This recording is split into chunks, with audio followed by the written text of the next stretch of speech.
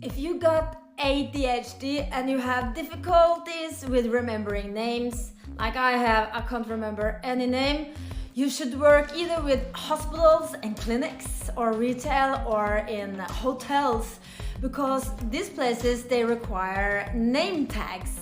And it's like, I've been working with in the hospitals myself, and it's just like very, very nice.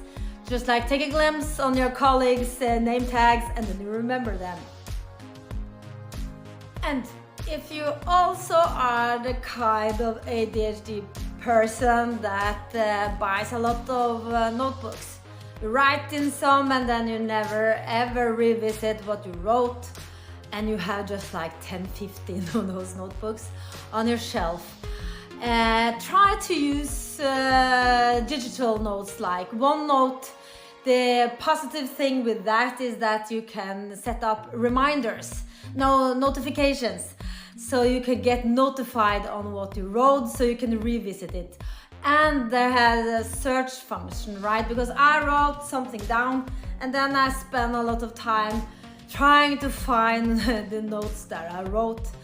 And if you can't use digital, you can stay with sticky notes, and you can place them at frequently visited places in your house or apartment or wherever you live, like the fridge, like the mirror in the bathroom and such, and then you can get a reminder of what you wrote, or maybe it's a to-do or something. So that could also be a hack.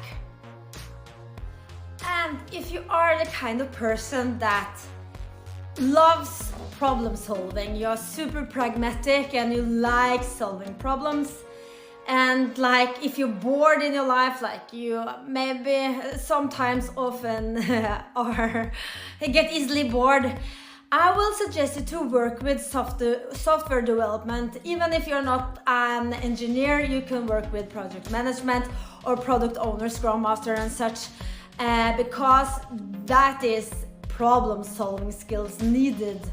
And instead of creating problems in your own life, when you're bored, maybe you get super bored at your work, challenge yourself and try to get into software engineering or digital transformation or this area, because it's a lot of problem to solve and they really need the qualification, the problem solving skills qualifications.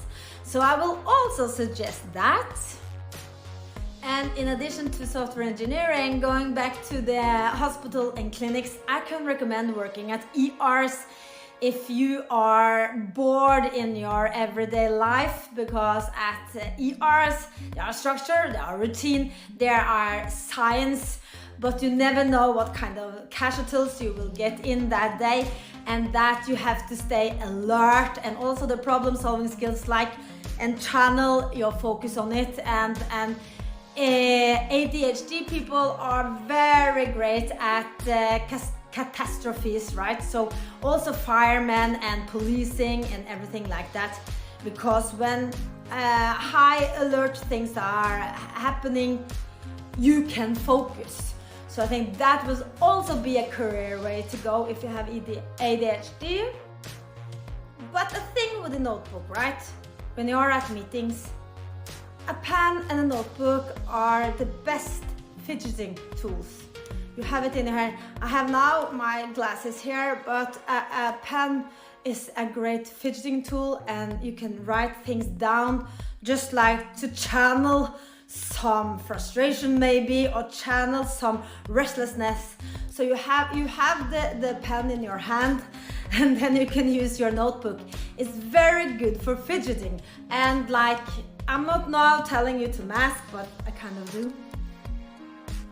Just a final note on the thing that I suggested, right? Because I said ER, I've said software engineering, and maybe you think like, oh, I can't do that because your confidence is low, your self-esteem is low, but you can. Because what ADHD, we are very good at doing everything, right? We're good at what we do, and even though we don't know anything about the area, we are great at hyper focusing on new areas. Of course, if it is in an interest. If it's boring for you, you can't do it.